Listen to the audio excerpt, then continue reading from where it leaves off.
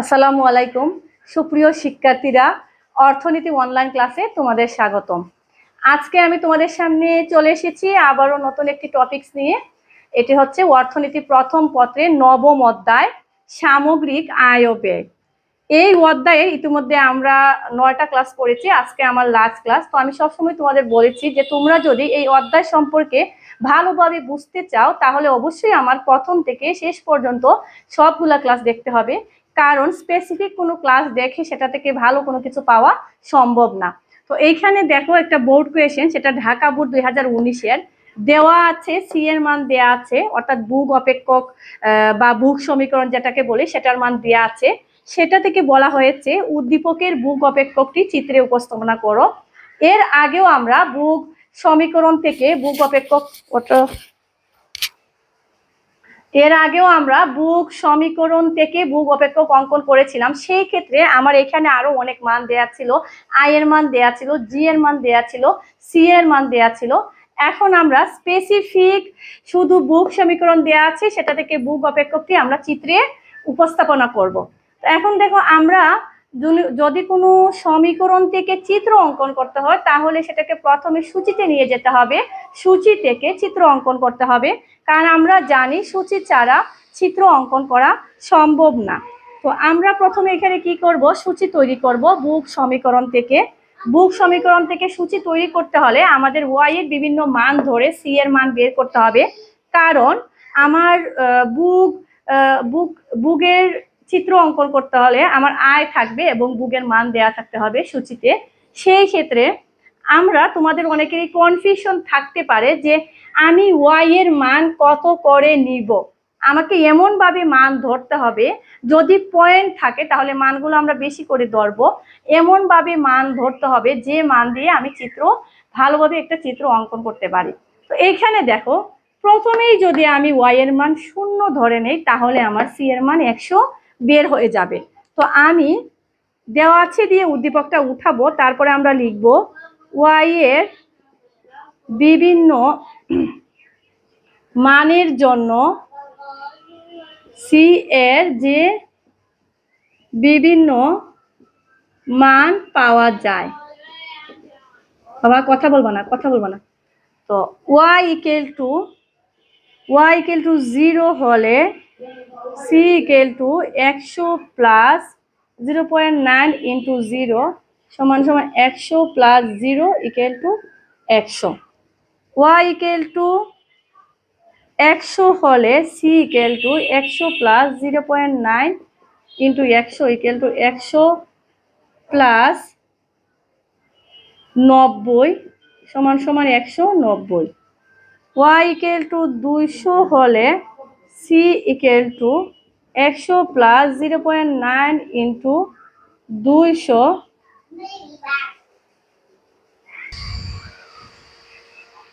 এখানে দেখো, আমরা যদি ওয়াই এর মান 200 হয় তাহলে আমার সি এর মান হবে 100 প্লাস 0.9 রে যদি আমরা 200 দিয়ে গুণ দিই তাহলে আমার হবে 180 সমান 280। আমরা কি পেয়ে গেলাম, ওয়াই এর বিভিন্ন মানের জন্য আমরা সি এর মানটা পেয়ে গেলাম। এখন এটাকে আমরা সূচিতে নিয়ে যাব এবং সেটা থেকে আমরা রেখা অঙ্কন করব। তো আমরা যদি সেটাকে সূচিতে নিয়ে যাই তাহলে আমরা ডান পাশে বসাবো বুক ব্যয় বা যেটাকে আমরা সি ধরি এবং ওয়াই বা আয়। তো এখানে দেখো, আমাদের আয় আছে 0, 100, 200 এবং বুক ব্যয় আছে প্রথমে 100, 190, 280।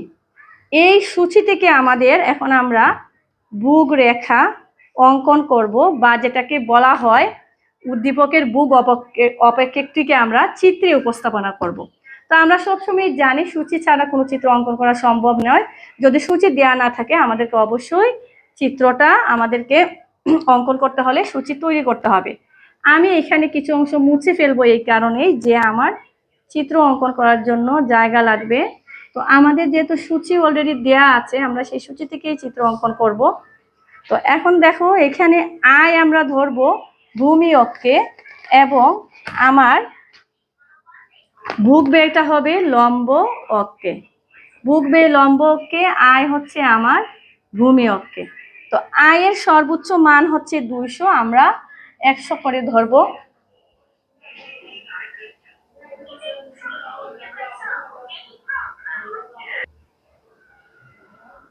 আয়টা ভূমি অক্ষে, আয়ের সর্বোচ্চ মান হচ্ছে আমার 200, তাইলে আমি 100 করে নিলাম, 100, 200।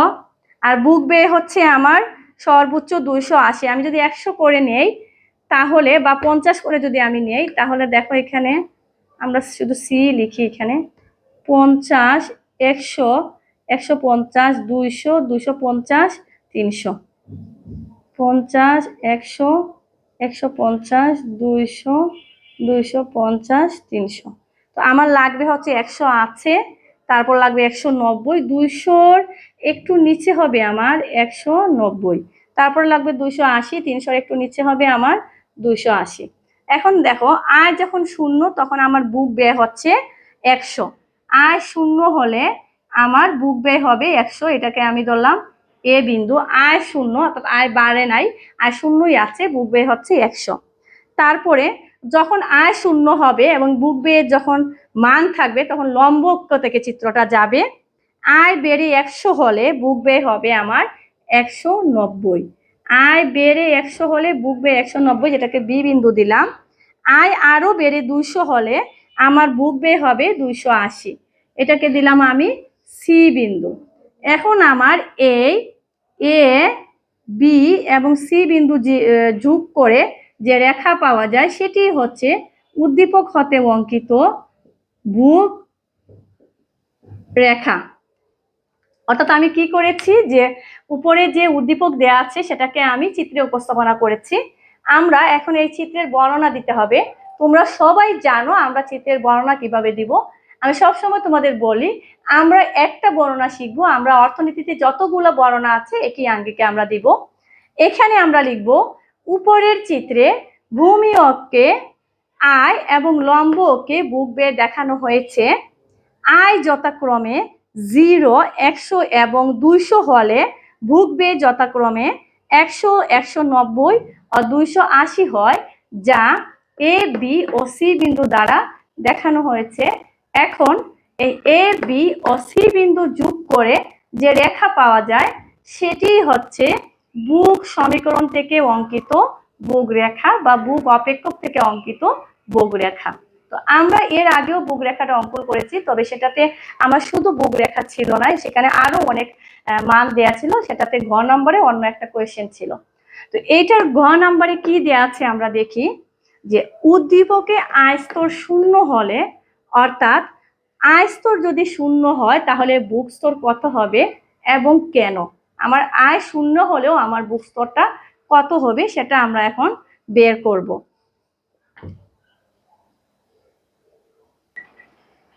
তো এখানে দেখো আমি ঘ নাম্বার কোয়েশ্চেনটা মুছে ফেলেছি, কারণ ঘ নাম্বারটা ইতিমধ্যে আমাদের করা হয়ে গিয়েছে। ঘ নাম্বারে বলেছে উদ্দীপকে আয় স্তর শূন্য হলে, আয় স্তর যদি উদ্দীপকে শূন্য হয় অর্থাৎ ওয়াই ইকুয়াল টু যদি 0 হয় তাহলে বুক স্তর কত হবে এবং সেটা কেন। তো আমরা এখানে দেওয়া আছে দিয়ে উদ্দীপকটা উঠাবো, যেখানে C equal to 100 plus 0.9y, যেখানে সি ইকুয়াল টু বুক ব্যয় এবং ওয়াই ইকুয়াল টু জাতীয় আয়।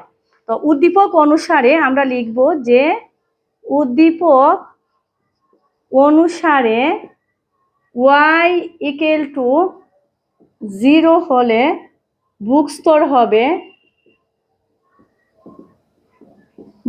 হবে C equal to 100 plus 0.90 equal to 100 plus 0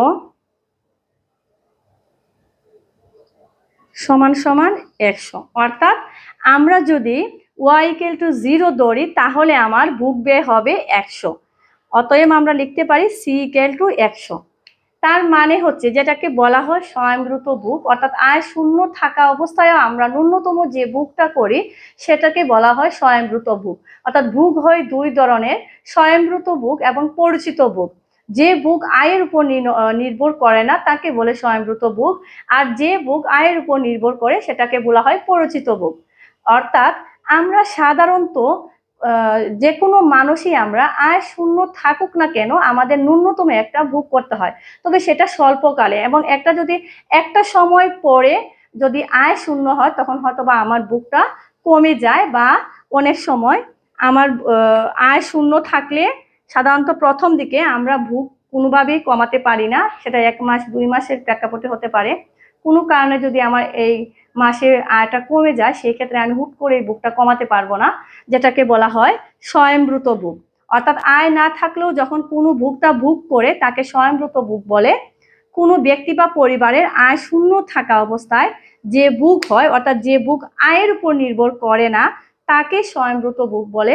এই জিনিসটাই আমরা চিত্রে উপস্থাপনা করব। এখানে বলা হয়েছে যে উদ্দীপকের আয় স্তর 0 হলে ভোগ স্তর কত হবে, অর্থাৎ আয় স্তর যদি 0 হয় ভোগ স্তর 100 হবে। এবং সেটা কেন? কারণ আমরা জানি আয় শূন্য থাকলেও যে ভোগটা মানুষ করে সেটাকে বলা হয় স্বয়ংভূত ভোগ, যে ভোগটা আয়ের উপর নির্ভর করে না। এই বিষয়টাকেই আমরা চিত্রে উপস্থাপনা করব। স্বয়ংভূত ভোগের চিত্র অঙ্কনের জন্য আমাদেরকে 45 ডিগ্রি রেখা অঙ্কন করতে হয়, এটাকে বলা হয় 45 ডিগ্রি রেখা। এবং 45 ডিগ্রি রেখার ভূমি অক্ষ থেকে একটু উপরে আমি, যেহেতু আয় 100ই আছে, সেটাকে আমি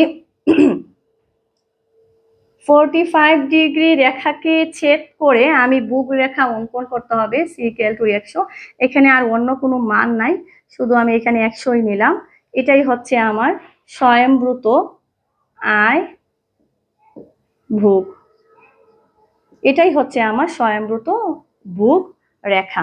তো আমরা এখানে কি বলবো, যে উপরের চিত্রে ভূমি অক্ষে আয় এবং লম্ব অক্ষে ভোগ ব্যয় নির্দেশ করা হয়েছে। চিত্র হতে দেখা যায় আয় y= যদি 0 হয়, এই যে এখানে আয় হচ্ছে আমার 0, কিন্তু স্বল্পকালীন ভোগ অপেক্ষকটি লম্ব অক্ষকে ছেদ করে, এটাকে বলা হয় স্বল্পকালীন ভোগ অপেক্ষক। কারণ স্বল্পকালে একজন ব্যক্তি আয় শূন্য থাকলেও সে ভোগ করে, অর্থাৎ স্বল্পকালীন ভোগ অপেক্ষকটি লম্ব অক্ষ হতে উঠে। আয় যদি 0 হয় তাহলে এই ভোগ অপেক্ষকটি কোন অক্ষ থেকে উঠবে? লম্ব অক্ষ থেকে। যেহেতু এখানে 100 আছে, আমি 100 এখানে বসিয়ে দিলাম।